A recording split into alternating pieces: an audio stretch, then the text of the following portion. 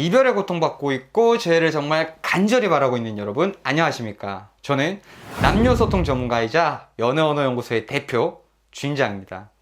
자, 이번 시간은 완벽한 재회 전략의 제6강인데요. 이번 시간은 재접근 시기 설정에 대해서 한번 얘기해 보도록 하겠습니다.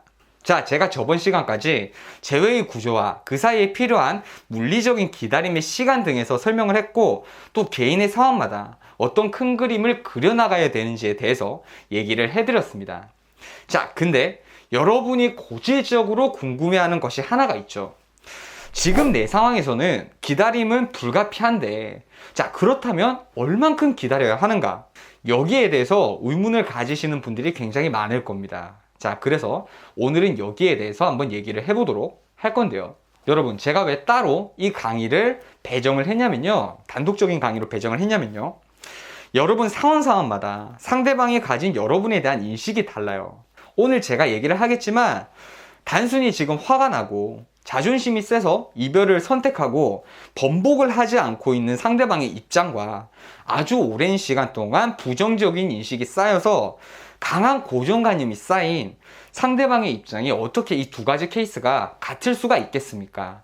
제가 유튜브에서요, 상대방이 지금 진심으로 이별을 바라고 있다면 최소 3개월의 유예기간을 가져가라고 제가 한 두어 차례 말씀드린 적이 있는데요. 사실요, 여러분, 이 3개월도요, 굉장히 정말 짧은 편에 속하는 그런 기간입니다. 대부분 여러분이 이별을 하게 되면요, 그 이별 상황을 여러분이 잘 파악하지를 못해요. 또 그리고 여러분 빨리 재회하고 싶지, 기다리라고 하면 받아들이기가 굉장히 힘들단 말이죠. 근데 제가 1년을 기다리라고 합니다. 6개월을 기다리라고 합니다. 이렇게 얘기하면요, 여러분이 절대 받아들이지 못할 것을 제가 알기 때문에 제가 최소 3개월을 권장해 드린 것 뿐이고요. 그냥 굉장히 보편적인 기준이라고 생각을 하시면 되고, 각 개인마다, 이별의 상황마다, 이별의 원인마다 기다려야 되는 시간은 제각각 전부 다르다라고 여러분이 생각을 하셔야 되겠습니다. 자, 일단 우리가 기간 계산을 하는 방법에 들어가기 이전에요, 왜 우리가 기다려야만 하는지에 대해서 다시 한번 개념을 짚고 넘어가도록 합시다. 우리가 그 사람 없는 단 하루도 정말 힘든데 그 오랜 시간을 기다리는 이유는요, 여러분 딱 하나입니다. 상대방이 가진 나에 대한 부정적인 감정이 완화되고 고정관념이 완화될 수 있는 시기를 기다리는 겁니다. 더불어서 상대방에게 불확실성, 인식에 대한 불확실성을 심어주기 위해서입니다. 자, 여러분, 불확실성이 무슨 말인지 잘 모르시겠죠? 제가 3강에서 재회의 핵심 키워드는요, 설레임으로 귀결된다라고 말씀을 드렸었죠. 자, 그럼 이 설레임은 어떤 환경에서 조성이 되느냐? 불확실한 상황에서 가장 많은 조성이 이루어집니다. 자, 이별 직후엔 상대방은 우리에 대해서 부정적인 인식을 가지고 있고 그 인식에 대해서 확신을 가지고 있습니다. 근데 시간이 지나면요, 상대방이 우리에 대한 이 확신은요, 점점 흐려집니다. 왜냐하면 지금까지도 내가 그때 그 모습 그대로일 것이라는 확신을 상대방도 가질 수가 없게 되거든요. 그래서 시간이 지나고 나면요, 상대방이 나를 어색해하는 그 시점이 찾아옵니다. 예전엔 연락을 해서 아무렇지 않게 확신했던 그런 말들이 있죠. 예를 들어서 너 이 시간이면 퇴근했겠네? 뭐 이런 얘기들을 시간이 지나고 나면요, 더 이상 우리가 확신을 할 수가 없게 되는 겁니다. 이런 사소한 불확실성에서부터요, 성격이나 외면들까지 상대방이 머릿속에서 가지고 있던 내 이미지가 불확실해지는 그 상황에서 상대방은 이질감을 느끼고 더불어서 새롭게 설레임을 느낄 수가 있게 되는 겁니다. 자, 이 말을 정리하면요, 결국 상대방이 나에 대한 모습을 확신할 수 없는 시기까지 기다리는 것이 우리의 목적이다라고 볼 수 있는데, 사실 이 모습, 상대방의 이 모습을요, 우리가 체크를 할 수가 없죠. 뭐 예를 들어서 우리가 만나면 만날 수 있는 동아리라던가 모임이라던가 이런 게 있는 것도 여러분 아닐 테고, 우리가 볼 수 있는 건 뭐 SNS나 뭐 인스타그램이나 아니면 카톡 프로필, 뭐 카카오톡, 뭐 카카오톡 스토리, 뭐 이 정도 되게 한정적인 상대방의 정보밖에 우리가 얻을 수가 없습니다. 자, 그렇다면 우리는 결국 어느 정도 우리가 스스로 계산을 해서 좀 기다림의 기간을 설정을 해야 된다라는 건데, 뭐 무작정 몇 개월 기다리겠다 이렇게 정해놓고 기다리는 게 아니라요, 몇 가지 요소들을 통합적으로 추론을 해서 일단 큰 기간을 정하고요, 몇몇 예외 상황을 덧입혀서 재접근 시기를 설정하면 되는 겁니다. 자, 일단 우리가 저번 시간에 봤던 제외의 구조표를 한번 다시 보도록 하겠습니다. 자, 이 표를 보면서 우리 얘기해 보도록 합시다. 자, 저는 크게 세 가지 요소들에 대해서 고려를 합니다. 이 기간을 설정하는 데까지. 상대방 입장에서의 이별의 원인과 인식, 상대방의 성향, 상대방의 환경, 이 세 가지를 주로 고려를 해서 재접근 시기를 계산을 하는데요, 제일 먼저 우리가 생각해 봐야 할 사항은 상대방이 나에게 이별을 선택한 주된 이유를 생각해 봐야 됩니다. 이별의 원인은 제가 저번 시간에 말씀드렸다시피요, 감정적인 원인과 이성적인 원인이 있다고 설명을 드렸고, 대체적인 이별이 복합적으로 작용을 한다라고 말씀드렸었죠. 지금 우리가 이별한 상대방이 이별한 원인이 감정적인 원인이 월등히 높다면요, 우리는 시간을 오래 주어서는 안 됩니다. 대략 3주 정도의 시간만 상대방에게 주고 다시 연락이나 교류를 취해봐야 됩니다. 이 기간이 넘어가면요, 상대방도 감정 정리를 하기 시작합니다. 이 시기엔 보편적인 상대방의 감정 흐름이 1주차까지는 뭔가가 후련하다가 2주차보다 찝찝하게 아쉬움이 생기다가 3주차에 접어들면서 일말의 후회감이 드는 그런 경우들이 많습니다. 그래서 이 시기를 골든타임이라고 부를 수 있는 겁니다. 이 시기를 놓치면 상대방도 감정 정리를 하니까 아련한 감정들이 정리가 되는 것이죠. 자, 여러분, 이건 여담인데요, 재회의 골든타임이라고 얘기하잖아요. 뭐 이별 후 일주일의 시간, 뭐 이게 골든타임이다 이렇게 얘기하는데, 많은 제휴 업체들이요, 이걸 굉장히 상업적으로 이용을 하더라고요. 뭐 이 시기를 놓치면 상대방도 감정 정리를 하니까 빨리 뭐 결제를 해서 재회 플랜을 받아야 된다, 뭐 이렇게 얘기를 하시던데, 자, 여러분, 이게 절대 아니고 여러분이 판단을 한번 해보시면 됩니다. 상대방이 감정적이지 않고 이성적으로 확고한 고정관념이 있다면요, 절대 이 한 달이 골든타임이 되질 않습니다. 이 골든타임 내에 재회를 할 수 있는 상황을 놓쳐버리면 그 기간이 길어지는 것이지, 애시당초 골든타임 내에 재회를 할 수 없는 상황에 뭐 이 시기를 놓친다라고 해서 재회가 더 길게 늘어나는 것은 여러분 아니라는 말이죠. 자, 그러니까 그런 말들에 여러분 현혹되지 마시고 제가 하는 강의를 들으시면서요, 한번 자가진단을 내려보시면 되겠습니다. 자, 일반적으로요, 이별의 원인이 감정적이면 감정적일수록 기다려야 하는 시간은 짧고, 이성적인 원인, 예를 들어 뭐 고정관념이라던가 큰 실망을 했다던가 이렇게 주된 원인, 즉 상대방의 머릿속에 나에 대한 이성적인 부정적인 인식이 강하다면 아무래도 기다려야 하는 시간이 조금 길어진다라고 볼 수 있겠습니다. 자, 여기에 더불어서요, 우리는 상대방의 성향에 대해서 고민을 한번 해봐야 됩니다. 이제껏 우리가 지켜봐온 상대방이요, 이성적인 성향이 강한 사람인지 아니면 감성적인 성향이 강한 사람인지를 한번 다시 파악을 한번 해보는 겁니다. 상대방의 성향이 감성적이면 감성적일수록요, 이성적인 방해물, 예를 들어 고정관념이나 뭐 부정적인 인식이 비교적 희석되는 시간이 좀 짧습니다. 그러나 상대방이 이성적인 사람일수록요, 이성적인 성향일수록 이 기간이 좀 더 걸리는 경우들이 많은데요, 그 이유가 이성적인 사람일수록 자기 선택에 대한 확신을 이성적으로 강화하려는 그런 경향이 강하기 때문입니다.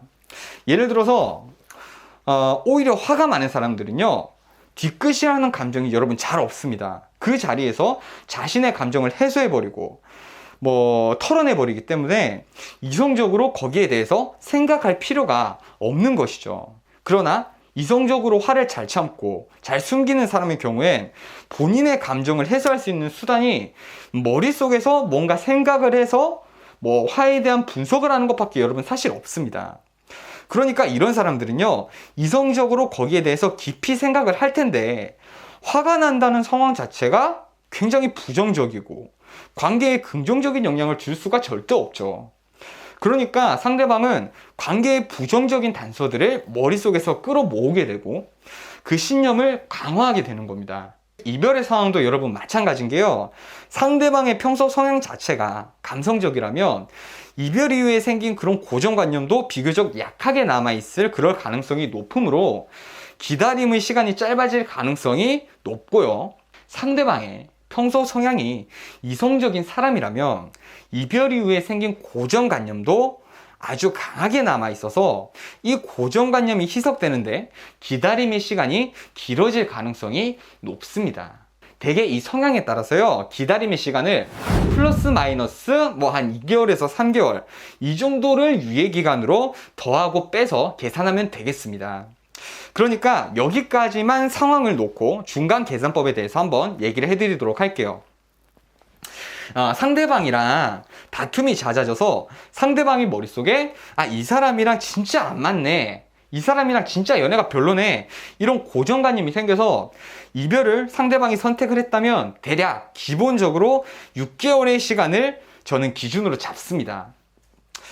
왜냐하면 안 맞다라는 것은 본인 성격에 대한 문제인데 이 성격은요, 짧은 기간에 우리가 바뀔 수는 사실 없는 것이죠. 상대방도 마찬가지로 이 짧은 기다림 시간 동안 내 성격이 변했을 거라고 생각하지는 않을 겁니다. 그래서 대략 6개월 정도의 시간을 기준으로 잡고요. 상대방이 이성적인 사람이라면 한 2개월을 더해서 한 8개월, 상대방이 감성적인 사람이라면 또 마이너스를 해서 한 4개월에서 5개월 이 정도로 유예기간을 설정을 하는 겁니다. 자, 물론 이런 계산법은요, 여러분, 하나의 보편적인 기준에 불과합니다. 어떻게 사람의 감정을 이 계산기 두드리듯이 딱 정해진 수학 공식처럼 계산을 하겠어요. 그러나 이제껏 제가 수많은 상담을 진행을 하면서요, 초기 계획을 세울 때 그래도 가장 안정적인 계산법이 이 계산법이라고 보시면 되겠습니다. 자, 세 번째로 고려를 하는 것이요, 상대방의 상황입니다.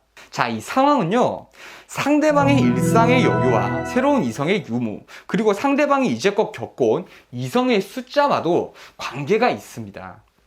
자, 우리가 상대방에게 시간이 지나고 다시 연락을 취하려고 하는데 상대방이 너무 바빠요.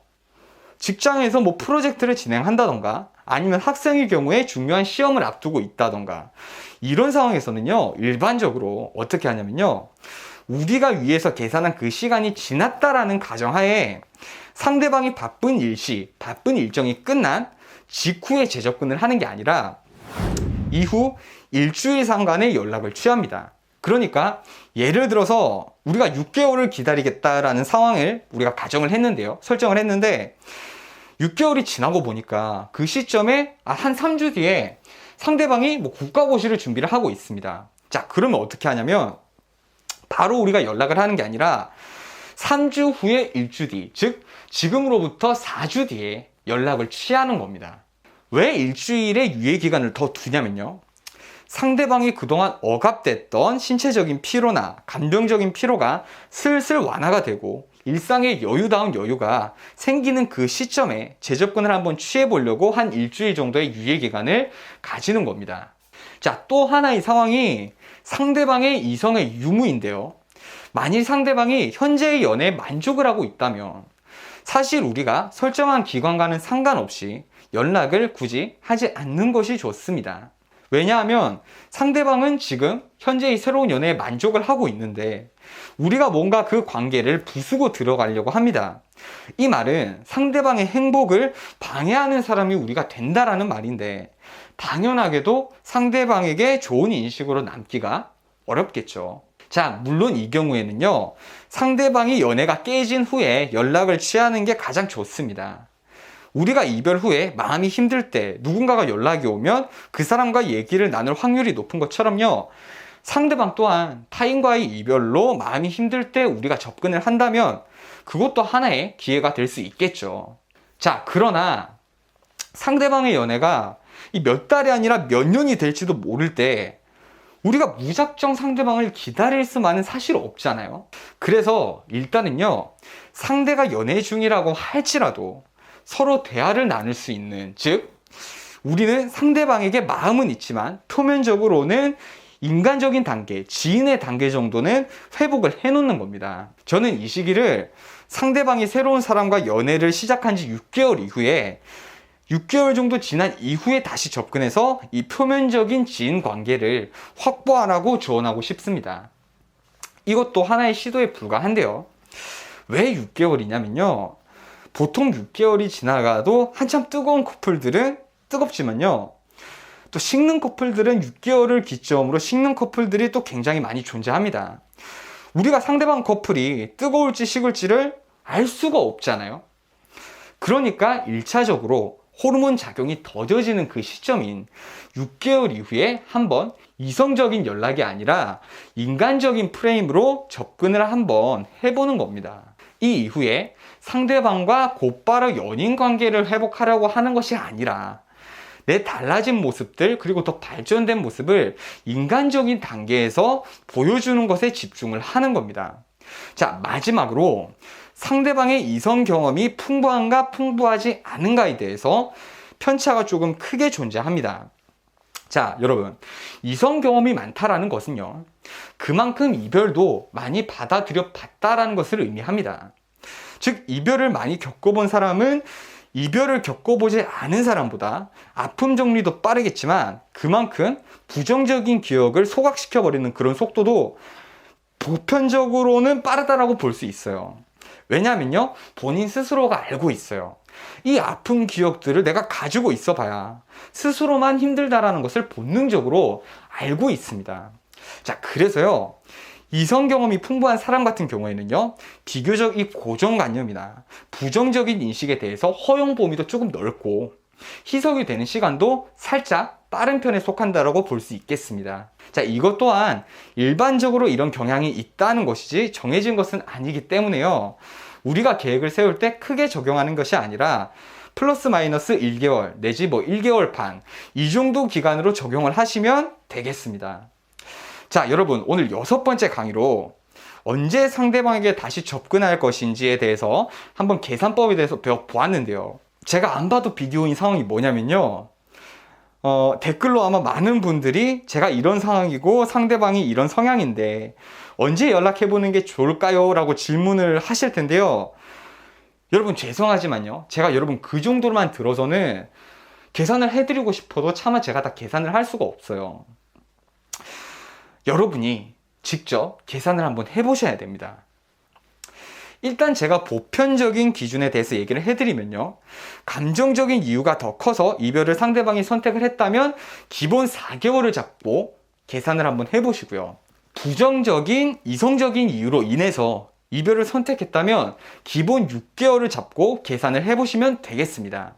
그러니까 예를 들어서 상대방이 이 사람은 절대 변하지 않아 라는 고정관념이 생긴 상태에서 감성적인 성향을 가지고 있다면 6개월에서 마이너스 2개월, 즉 4개월 정도를 계획으로 잡으시고요, 이성적인 성향이라면 6개월에서 플러스 2개월에서 8개월을 초안으로 잡으시면 되겠습니다. 그리고 제가 오늘 말씀드렸던 기준들을 적용을 해서 계산을 하시면 안정적으로 계산을 하실 수가 있을 겁니다. 자, 저는 남녀소통 전문가이자 연애언어연구소의 대표 주인장이었고요. 다음 시간에 또 뵙도록 하겠습니다.